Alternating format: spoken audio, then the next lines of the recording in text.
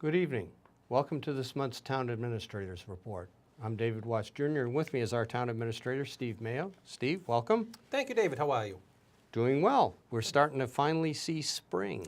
Wonderful school vacation. We have a nice, so far, nice week for the carnival. There you go. Hopefully the weather will stay for them, so good. Oh, beautiful, beautiful outside. Yep, preparations for July 4th parade already starting. Yes, yes Yep. it has. And this is also the last of our annual 3 shows on upcoming annual town meeting. And we have the actual articles now. The actual book, the Yep. appropriations book that Yep. come to town meeting and you get one of these free of charge. Even if you lose it. Even if you lose it, Yep, yes. you'll get a Don't second lose one, it. Don't free lose of it. charge.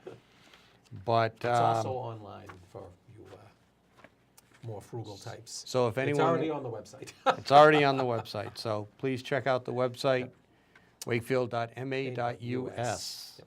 Okay, so it looks like it's about an average annual town meeting. Yeah, I would 27 say articles. 27 articles. The last 4 or 5 are bylaw, general Yep. bylaw articles, so there aren't any far-reaching zoning articles that tend to take a lot of discussion and time. Now, which are is these? nice. Is this the end of the bylaw changes, or do we This, have some more this coming? should be at the end. The Article 27 is actually the acceptance of a final report from the Bylaw Review Committee. Okay. And if that is so, what happens? They'll be back in 5 years. So this is the review under the town charter. So they did a great job. Dan Lieber's committee really looked through this, did a lot of cleanup, and I think have made some great changes. Mm-hmm. And one of these articles will be fairly interesting, I think, when we get to town meeting. But Well, since that's we've why we have it. since we've opened that door, let's start with the bylaws. Okay. And we have Article 23, I think, is the first one. Article 23. Article 23 is to really define what is a business day, because that does have some meaning in the bylaw, Mm-hmm. in other sections of the bylaw. And a business day shall mean when town hall is open for business, for normal business. So I take that to mean Monday through Friday, Yep. when we have normal business. I take that not to mean Saturdays or Sundays when, we may open town hall for a group to use one of the conference rooms. Right. Or last Saturday we sold passes for the Nahan Street yard waste facility. I would say those are not business days, but a day when your departments are open and you can do anything from, go to the town administrator's office to go to the town clerk's office, that is a business day. Right. Article 24, if we're going to keep buzzing through these, Yep. basically states that when there is a project that comes before the Permanent Building Committee, there will be a kind of a companion committee, An advisory, an advisory committee. committee that is made up of the user agency. So if we were to put an addition on the library, so to speak, the Board of Library Trustees or the library would have a advisory committee. For the public safety building, that would be more part and parcel from the town council. A new school would be from the school committee, and so on. So I think that's just making sure that those user agencies are represented. Right. Article 25 is really just to make kind of streamline and change a little bit of the fingerprinting background check bylaw. We do have that now for certain licenses that are given in town, and really we want to make sure, although this is policy of the town council at this point, that fingerprints are, and the report thereon is made available to the town council prior to any vote on them. So we're not, the town council will not vote to grant a liquor license or a secondhand car dealer license or a secondhand clothing license or what have you until the fingerprints come in. And I think the reason for this is very important because those types of businesses could be leaned on by maybe an element that we don't want. Mm-hmm. You know, sell my secondhand cars. We're going to change the VIN number and things like that. So you want to make sure that people haven't had any Right. dubious past there. Fair enough. Article 26 is one that I think there will be a fair amount of discussion, and other communities have adopted bylaws like this. And basically, this is part and parcel of saying that if you have a vacant storefront, and by storefront we mean a vacant storefront on the first floor, street level, and then you have open windows out into the street and what have you, and that has been vacant for at least 30 days and looks like it's going on longer, that you need to register that property. The building owner needs to register that property with the building inspector, and that's to make sure that police, fire, DPW, different disciplines know that it's vacant. Right. So if they see activity in there, hopefully it isn't someone that has broken in to use it, or if there is a fire, God forbid, or something like that, fire department knows that there isn't anybody or inhabiting it, okay? So that needs to be registered. And if this is going to go on for a period of time, you also need to pay a $400 yearly fee, which is broken down into quarters. And really, or you could display art in the windows. And that art needs to be approved by the Cultural Council, Wakefield Cultural Council. So really that's to kind of make sure that we have vibrancy and there isn't disarray in the downtown, maybe give a little bit of incentive, maybe still getting people down there to walk downtown and see the art, maybe use some of the other businesses. Maybe that helps someone see your building and rent it. So I know that Arlington has this approach, Situate has this approach, Melrose is talking about having this approach. So it really is part and parcel of, trying to make sure we keep the vibrancy and what have you of the downtown. It's not meant to punish. Right. Well, it's meant to inspire some other action. Exactly. And that raises the question, if Arlington and other communities have already done this, how successful has that been in those communities? Well, I'll tell you, in Arlington, they probably have had a handful of businesses, 5 or so, that have actually opted for the art. And then there's been a couple that have opted to pay, 2 or 3 that have opted to pay. I used to joke about that we tried this way back when in 2008 and 2009 on a very, there was no fining at that time, no bylaw that did this. But my attempt was to go, and we had many more empty storefronts at that time, given the economy and everything. I went and actually visited with a lot of the property owners. And I would say we have a great high school art department. Let's just display some of their art, because not only is that great for them, but their parents, their friends will come down and look at it. So it does bring people downtown and maybe helps the other business, maybe helps your business. And every time we got to an agreement, the place would rent. So it was, I don't know if it was the kiss of death for the art department or it was helpful. So, we tried that in a few time frames. So that, I think there'll be a lot of discussion on that one. Right. That's a little bit of one. And we do have some storefronts currently that have been empty for multi-years. Right, we have a couple, we have a few. That would, doing this would kind of move along. Although, if you want to, we still call it the old Molise building. Let's call it the old Molise building. The old timers will remember that, although Molise has been out for probably almost 10 years now. Long time. And doing very well in Amesbury, if anybody wants to know. They have a great place up there. That building is under agreement, or maybe it's closed down, and the Boys and Girls Club is moving in there. So things are going to change with that. There'll be a new owner. The other building is the old Ski and Sport Shack, and we have heard rumblings and rumors about things happening there. Maybe this will help move that along. Excellent. But, even if it doesn't, it gives an alternative to the downtown that hopefully, people will respond to. Yep.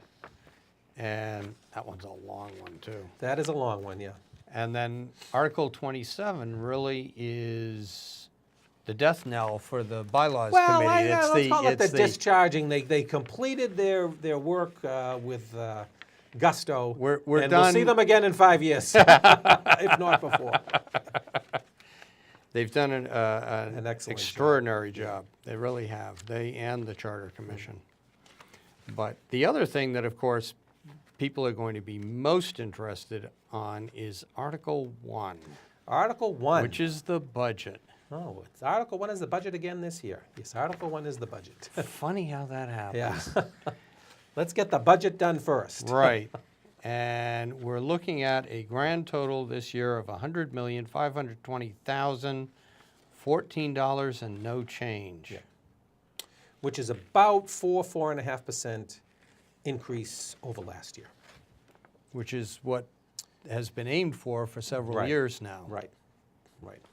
And part of this is water and sewer, which is a little bit separate, but it is all still part of our budget for the town, so. What are some of the highlights in the budget this year Well, I that, think, that are important to townspeople? Well, I think that there'll be a number of questions. I think that a number of the budgets are kind of boring, which is okay. Yeah. All right, we like boring, so a Yeah. lot of the budgets haven't changed much at all. A couple of things that we do have some additions to, and additions in programs to is the police department budget, which is increasing very modestly, does include a recovery coach. Half the cost of a recovery coach, the other half we're getting elsewhere. And what we found was we are working a lot with people that are less fortunate, that have substance abuse problems, and maybe they're Sure. being brought back to life by being Narcan. So we've kind of said no to death, right? Sure. But we haven't said yes to move on. So recovery coaches, they are hopefully, in cooperation and partnership with Elliott Services, which we do a lot of work with, Right. is to really help these people recover, help them move on with their life, help them, become and fight this horrible scourge and addiction and continue to become good, performing members of society. Very important. I think we can't just Absolutely. Narcan them and, snap them back and then move And on. then, yeah. So, and I think, and we are way ahead of our neighbors in doing things like this. Yeah. So it really is another great move by our police department moving forward. Fire department, we had cut a lot of services in the fire department years ago, and we Sure. cut the fire prevention officer. Added that back a few years ago. This budget here does include a deputy fire chief. Like we have That a was going to be my next yep. question, because that's been bandied about. That is included in here. Yeah. In this amount, and that is there to really work on standard operating procedures, training, and really to, we have a 49-member fire department, or actually 50, including the fire chief and the fire prevention officer, and there needs to be a little bit more help there in moving those forward. That was something that the fire department union was very. That was one of their key priorities when they negotiated the last contract, was to Sure. look at this, which is a non-union position. Sure. That's how important they felt it. So Because it's a command position. it's a command position. Yeah. Well, captains are in the union too there, but this is, this is really, like the fire chief is not part of the union. So Right. this is a very important item in there, and the town council has worked very hard on it, and it's something that's important. So that's in there. So that's, And- there may and be a little bit of discussion there. When the discussion started on whether to have a deputy chief or not, it was a little surprising, I think, to a lot of people, because why have we not had a deputy chief for all this time? We didn't have a deputy police chief too for many, many years. Budget was part of it, budgetary problem, budgetary, frugality Yeah. was part of it. I got to tell you, I was cheap. I put a lot on our fire chief, and he did admirably well, but things have changed. There are a lot more inspections that need to be done. There's a lot more development in Wakefield that we need to look at. OSHA, now our employees, municipal employees are all under OSHA. We need to do more on training. We have more, unfortunately, more emergency situations that could Right. occur and things like that. So, Right. we need this position to move forward in the state of the world we are. So, yeah. So those are those there. Let's see, Yeah. what else do we have? Let's see, we have building department. Building department, pretty much, That's pretty much the same. pretty much the same. Yeah, it's just contractual issues on, and maybe, things on all of them a little bit. Do we have on the any town side. contracts coming up this year? We do have a Department of Public Works, those workers' contracts that are coming up. That's Okay. not at town meeting here. Right. We are still going through a job classification and description study with the Collins Center out of UMass Boston. So I hope to bring that back in the fall, but that is not one of the huger unions anyway, so that shouldn't make a huge difference in the budget. Human Services seems to be just standard Yep. Standard increases. Health Department, a little bit more of an increase than usual, and basically that's because Reading opted out of the partnership that we used to have Melrose, Reading, and Wakefield together, sharing Right. a health department. Reading opted out, and we So needed we to have a phase bigger in. bite, So we have yeah. a bigger bite, and that now has been phased in, so that'll be normal when we go forward. Public Works Department, anything? Public Works has a couple of positions that are being added within this budget, and still this budget is still going up only around 3.5%. We are adding a construction supervisor, or we are funding a construction supervisor position. I shouldn't say we're adding it. We have always had this position and we have farmed it out. And I like keeping it in-house, and Director Stinson likes keeping it in-house because we have a lot of projects going Sure. on in this town. The building is amazing.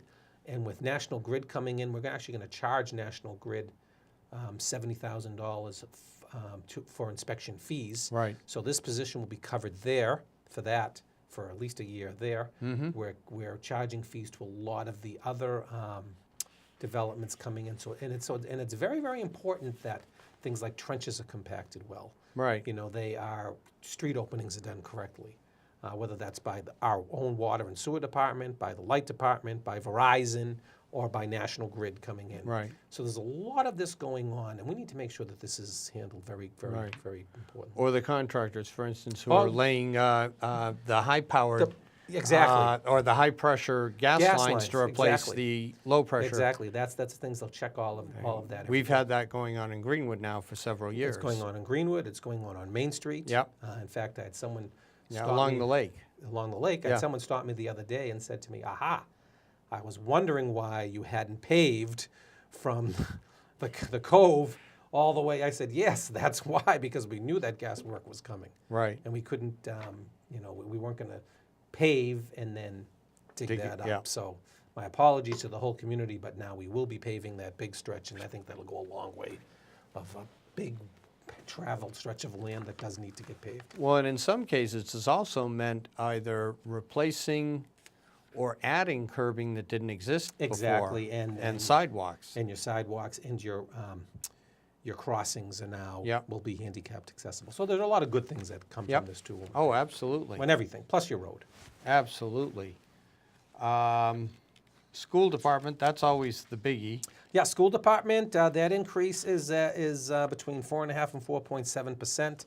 As I always say, I will defer all questions to the superintendent of schools on that. But it is being recommended as well by the finance committee, but I do anticipate there'll be some discussion on that.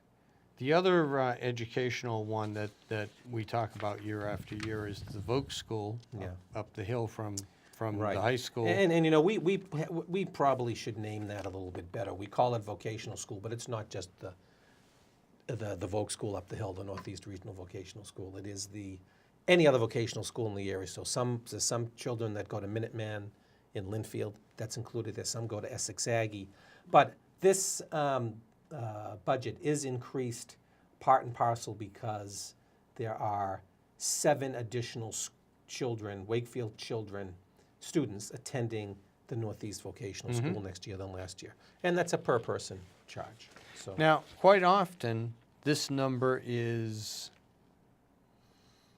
not cast in stone yet Yeah. because they haven't met at the Voc School Right. among the 12 communities to decide on their budget. from what we know today, Yeah. this is the budget. They have voted on this. We don't know if all those students are going to attend, because sometimes they don't. We don't know if they'll get more money from the state, which will lower our assessment a little bit. So, but this is what they have approved and voted on. Oh, okay. So they are a little bit ahead of the curve than we were before. And interestingly enough, included in the vocational school budget is a capital expense of $500,000, which is meant to at least cut in and maybe soft pave, and I'm saying not put in the whole ball of wax here, a road, a second egress into the Voc site coming off of Farm Street, kind of behind the high tension wires and coming down. It's like an old logging road that would then end up in the Voc parking lot. Sure. So that will certainly help as they go through their building project, and may even help because we have maybe a hockey rink coming in there at some time too. So There is a talk of a joint hockey rink, Right, possibly. right. Isn't it supposed to be also a swim center? well, that's a possibility too. Yeah. But having a separate egress into that will help a lot. I'm sure. I'm sure. Another one we've had long discussions on over the last decade is benefits and administration, especially health care. Yes, I got to say that this is one of our really bright spots. This actually, as a percentage of our overall budget, actually went down from 20% to 20.1% to 19.8%. But our cost for health care went up really very, very minimally.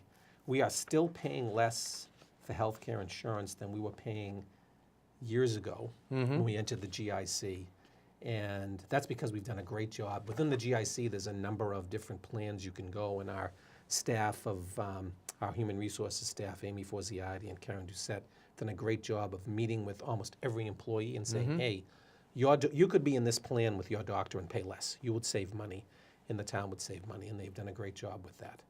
So I'm very grateful and happy for this. This has almost been Sure. level funded the last 2 years, and spending less than we did in 2012. So that's unheard of. That's a big bright spot on this budget. Another one that always comes up, Article 2. Article 2 is capital, and we have been expanding our capital category for many, many years. And I am really very, very happy with how we have been handling these, the capital net that has increased from, oh my goodness, from 1 million, 1.5 million to over $2.1 million. Right. So it's pretty exciting, actually.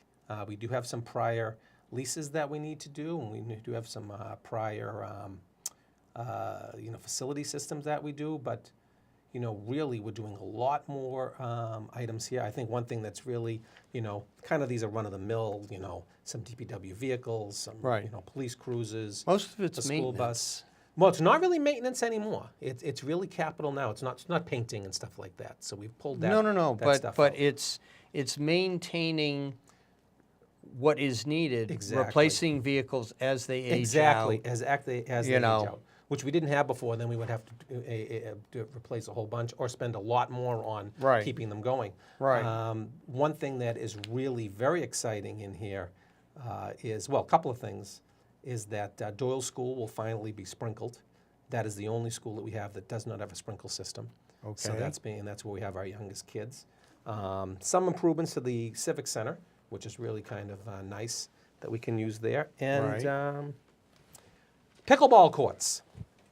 Vetsfield tennis courts, which have been on this list and have made it haven't made it past the cutting room floor. One of the last ones cut over the years.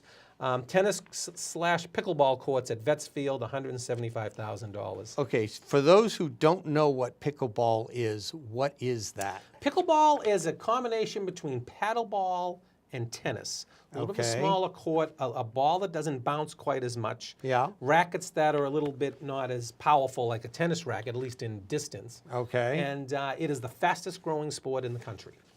And it's played by kids to seniors. And there is a group that plays pickleball Friday mornings, Friday nights at the Civic Center indoors, and they're going to love having this court outside.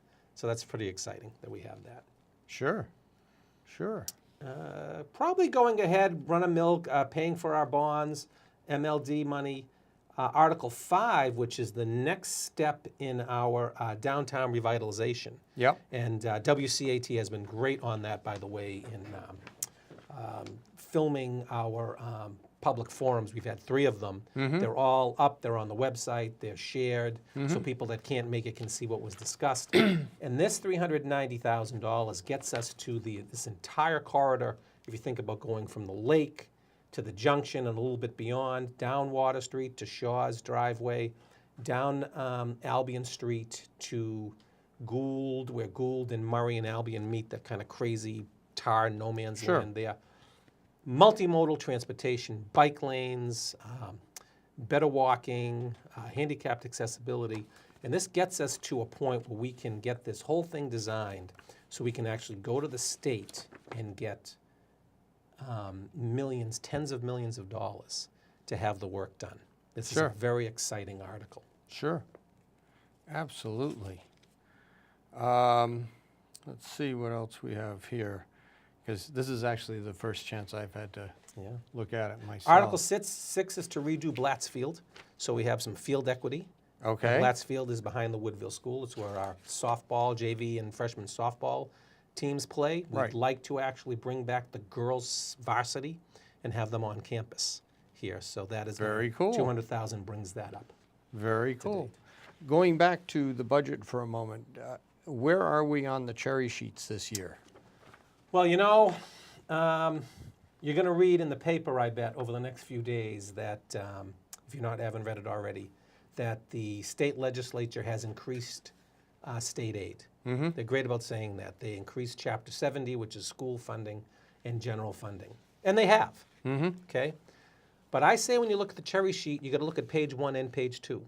Page 1 are the gives you, and page 2 is the what you're giving back to the state. Right. So page 2 also was increased. So our assessments have gone up. Our assessments particularly for charter schools. Right. So although we're going to get another $220,000 in Chapter 70 money, we're going to pay another $240 on charter school money. So we're actually going down when it's all comes out by 20 grand. So you got to pay attention to both pages on the cherry sheets. Absolutely. But they only tell you about the good stuff in the media. So unfortunately, we're running out of time, but a couple of things to remember.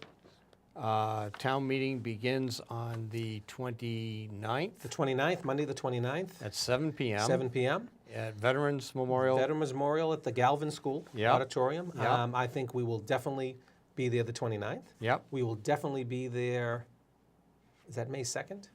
30 days? April 30th is? May 1st. No, May 2nd. 2nd. We'll be May definitely be 2nd. there May Yep. 2nd, Thursday, May 2nd. Yep. I think we'll be there the third night as well. I think we might go to 4. Might go to 4. We That's might go okay. to 4. We'll finish up in Yep. 2 weeks. I'm happy. Yep. Yeah. Okay, so remember, town meeting, this is your chance to come down to actually have a voice in what the town is going to do for the next year. You know, your voice, your vote, very important. Please come and do that. Town election is next Tuesday, the 23rd. 23rd at the Galvin as well. Okay, everyone's at the Galvin now. Yep. Everyone's at the Galvin. Come down and vote. Come down and do town meeting. Participate in the government. That's the most important thing. And don't listen to the voices that say it's all special interests. Don't, because it's not. No, no. It's open to everyone, not just to those who tend to be there anyway. Right. Thank you very much. Thank you for joining us. And we'll see you next month with a very special show. We're going to be talking to the outgoing chief of police. So Thank join you. us then. Take Thank care. you.